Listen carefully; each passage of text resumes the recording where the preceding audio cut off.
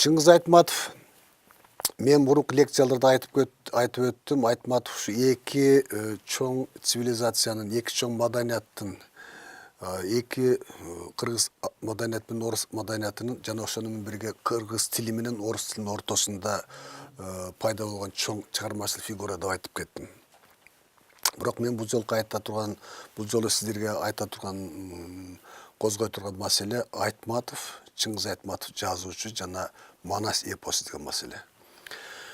Эми бул жерден бир нерсени баса белгилеп кетким келип атат. Чыңгыз Айтматов бул орустун тарыхын карасаңыз, адабият тарыхын караса, Айтматовду орус адабият классиги деп жазып атышат. А биз болсо Айтматовду өзүбүздүн кыргыз адабиятынын классиги деп айтабыз. Өкө тең туура.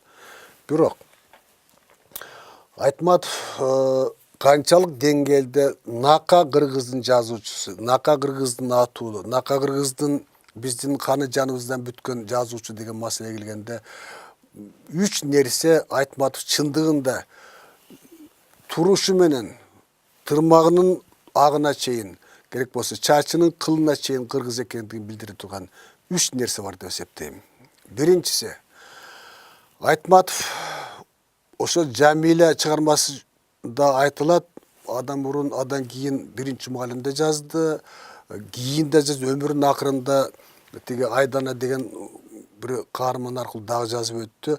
Айтматовдун өмүрүндөгү негизги орун дээлеген, өтө чоң мааниге ээ болгон, Айтматовдун бүт жан дүйнөсүн, анын ички туйгусун, жүрөгүнүн, мындай айтканда, жүрөгүнүн толкунун ээлеген нерсе бул кыргыз аялы, кыргыз Мадоннасы, кыргыз элинин кыздары деп айтсам да туура болот го деп ойлойм да. Эми Айтматов бул өзү убагында нечен жерди аралап, нече мамлекетти аралаган киши болгон. Айтматов деген супер жылдыз болчу Советтер Союзунда. Бирок Айтматовдун бир нерсеси мени ушул кезде таң калтырат. Себеби Айтматов үчүн дүйнөдөгү эң сулуу, дүйнөдөгү эң келишимдүү, азык тил менен айтсак, секс символ. Бул албетте кыргыздын аялы. Мен ойлойм, бул маселенин башы Айтматовдун биографиясында бир маалым моменттен башталат го деп ойлойм да. Ал момент Айтматовдун балалык өспүрүм кези, согуш убагы, таластагы турмушу. Ошо таластагы турмушунда, таласта атасы дайынсыз, согуш, үйдө ачка бардыгы, чала тоют болуп жашаган кезде Айтматов өзүнүн биографиясында бир чоң нерсеге туш болгон. Бул жөнүндө дагы айтылат, бирок мен айта кетким келип атат, мүмкүнчүлүктү пайдаланып. Айтматов ошол согуш убагында жанагы Жамиля деген чыгармасын айтып өттүк. Жамиля реалдуу Жамиля болгон анын турмушунда. Реалдуу өзүнүн жашылуу ошол жерде келин болгон, ошо жакын эле туугандарынын бир келинчеги болгон. Ошол Жамиля деген реалдуу Жамиляга Айтматов бала кезинде, өспүрүм кезинде сүйүп калып, махабат, сүйүү деген нерсеге биринчи жолу тушулуп, биринчи жолу ошонун отуна күйүп, ошонун азабын тарткан турмушу болгон. Бул жөнүндө ар түрдүү биографиялык маалыматтар бар, бирок мен айтар элем, бул анын Айтматов реалдуу турмушундагы реалдуу факты. Айтматовдун биринчи сүйүүсү ал Жамиля. Бул ал Жамиляны кийин өзүнүн чыгармасы, Жамиля деген чыгармасында жазып кетти. Мен бул аркылуу эмне айткым келип атат? Мен айтайын деген нерсе, Айтматов үчүн дүйнөнүн, мындай айтканда, сулуулугу, айрыкча аялдардын сулуулугу, анын эң жеткен идеалы бул кыргыз кыздар болгон. Бул Айтматовдун нака кыргыздын жигити, кыргыздын атуулу экенин көрсөтүп турган нерсе. Экинчи нерсе, Айтматов өмүрүнүн ошол акыл эске киргенден баштап өмүрүнүн акыркы күнүнө чейин Манасты сүйлөп жүрүп өтүп кетти. Манас Айтматов үчүн эпостордун атасы, эпостордун эң жана Эверест сыяктуу асманды тиреп турган нерсеси катары кабыл алып жүрүп өтүп кетти. Айтматов Манас үчүн көп азапты да тартты. Мен мурунку лекциямда айтканда, Токонбаев менен кагылыштырган чоң саясат, СССРдин чоң саясаты болгон. Токонбаевдин Айтматов кандай эле өчү жок болчу. ошол Манасты айтып жүрүп айтматып өтүп кетти. Манастын тереңдигин, Манастагы жанагы глобализм, ошону бирге Манастын трагизмин Айтматов кабыл алып, жана ошонун бирге бул да өтө маанилүү нерсе деп ойлойм. Айтматов ошол Манас эпосунун таасирин өтө катуу сезип, ошонун мындаганда чеңгелинде, ошонун таасири астында Айтматов өмүр бою жүрүп өтүп кетти. Мен эмнени айтайын деп атам. Манас эпосу бул биринчи кезекте бул албетте элдик эпос, анда сөз жок. Албетте баатырдык эпос, анда да сөз жок. Бирок Манас эпосу бул эпос трагедия. Себеби Манас эле эмес, Манас баатыр чоң казаттын учурунда катуу жарадар болуп таласта каза болот. Ошол эле согуш таласында, ошол эле Кармашта анын эң жакын деген достору, анын чоролору Алмамбет, Сейтек, Алмамбет тиги Сыргак, Чубак сыяктуу эң мыкты деген жолдоштору, чоролору каза болот. Бул өтө чоң трагедия. Ал эми баягы Манас эпосунда өзүнчө чоң бир ушундай бөлүм бар. Анын аты баатырлардын өлүмү деп аталат. Менин оюмча баатырлардын өлүмү бул өзүнүн деңгээли, масштабы жана тереңдиги, эмоциялык таасири жагынан менин оюмча Бетховендин симфониясы бар, 3-симфония. Ошондо Похоронный марш деген бар, Аза күтүү маршы деген бар. Ушул сыяктуу улуу чыгармалардын катарында турган нерсе Манастагы баатырлардын өлүмү. Бирок мен айтайын деген нерсе, Айтматов ошол Манастын сөзүн сүйлөп, Манастын ырын-ырдап мындай айтканда, Манастын таасиринде жүрүп жазуучу болуп, Манастын таасиринде жүрүп өмүр өтүп кетти.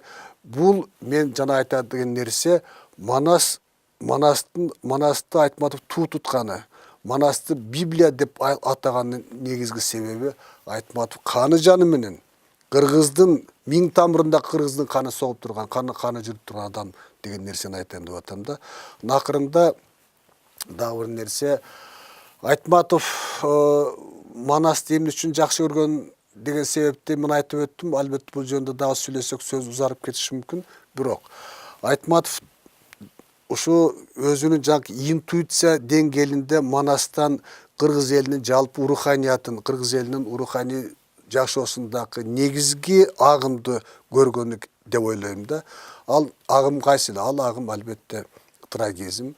Себеби кыргыз элинин тарыхынын өзүндө өтө чоң трагедиялар жатат. Кыргыз элинин кече кийинки 20-жылдагы турмушунда, адам бурунку турмушта биздин тарыхыбыз өтө трагедиялуу барактар өтө көп. Айрыкча кыргыздардын Алтайдан, Енисей бойлорунан Ала Тоо көчүп келиши, көптөр ойлойт, жер тандап жакшы жайлоо издеп келип калган экен деп. Жок, андай эмес.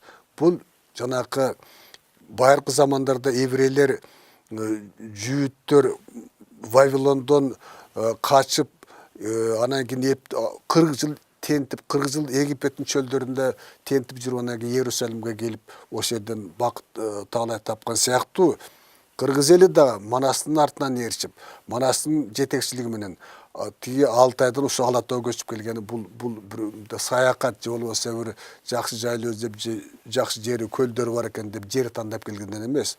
Бул чоң трагедия, чоң травма болгон кыргыз эли үчүн.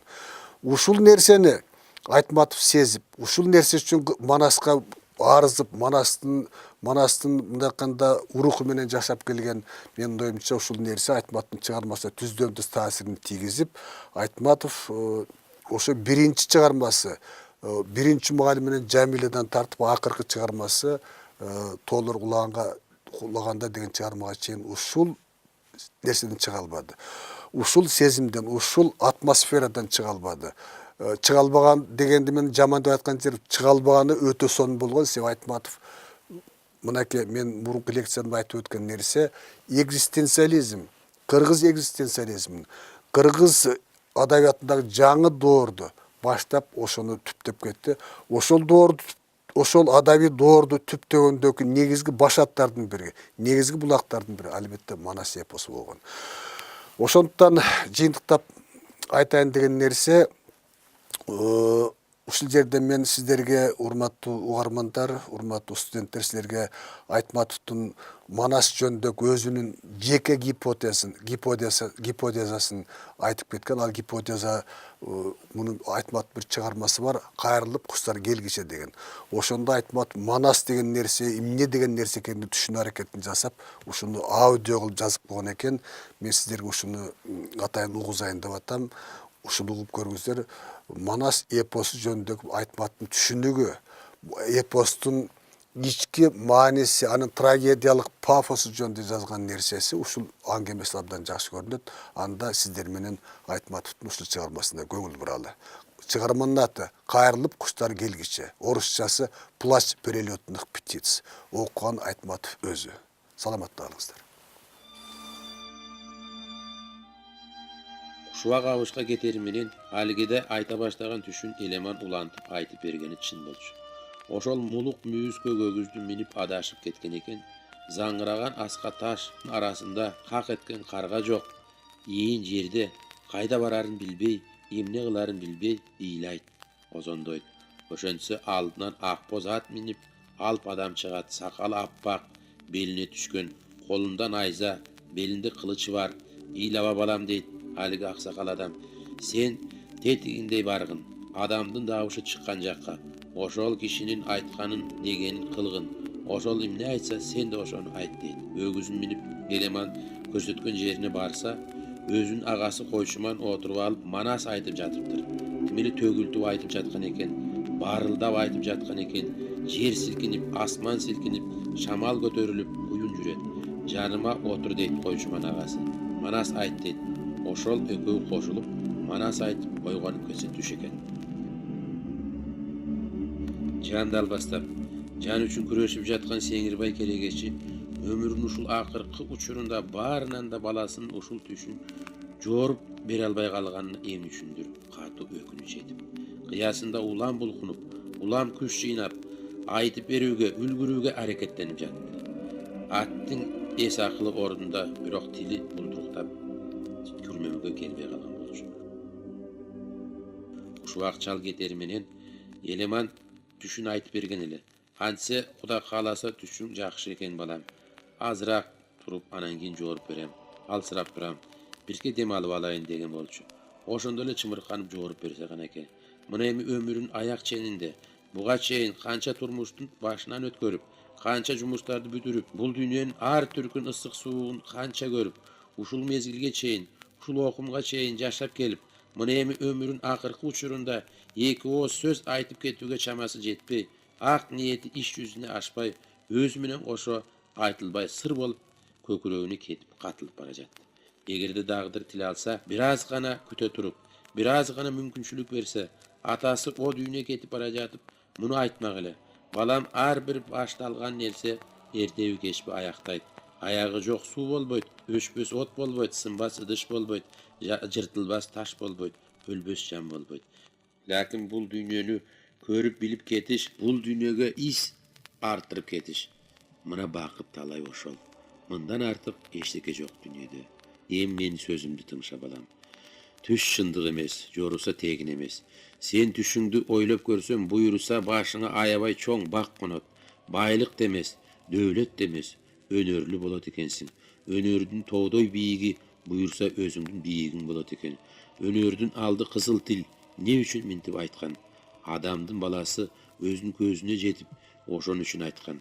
Бул жалганда өзгөрүлбөс, түгөнбөс, оушпас эч бир зат, эч бир жан жок, эчтеке жок. Манастын өзүндө айтылган эмеспи?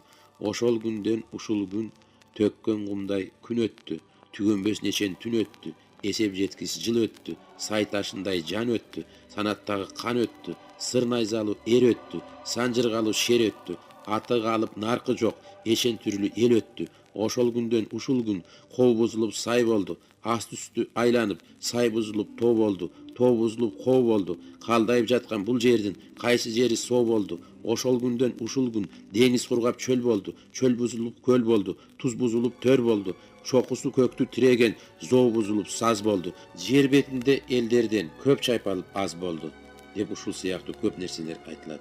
Балам, бул аяламда түбөлүктүү турган саналуу гана нерсе бар. töbödөгü çıldız tügölüktü. Aydı jandap tügöngüz yol çekken, argaçan bir jerden çıgıp bir jerge batkan alamda kuyaş tügölüktü. Kuyaş menen ay ortasında kaalgıp orun algan kara jer tügölüktü. Al emi jer üstünde sınbas, öşbös, tügönbös de sürülbes. Adamdın kayra ölüp kayra tuğulgan öz uruğu menen koşo jaşagan oysana til. Günde süйлep dirçilik ötkörgön biz til kadırına jetmek belek. Al emi adam bolup önü örçüp turganda tilden tübölüktü, tilden artık önör jok. Oşon üçün balam, önördün aldı kızıl til degen.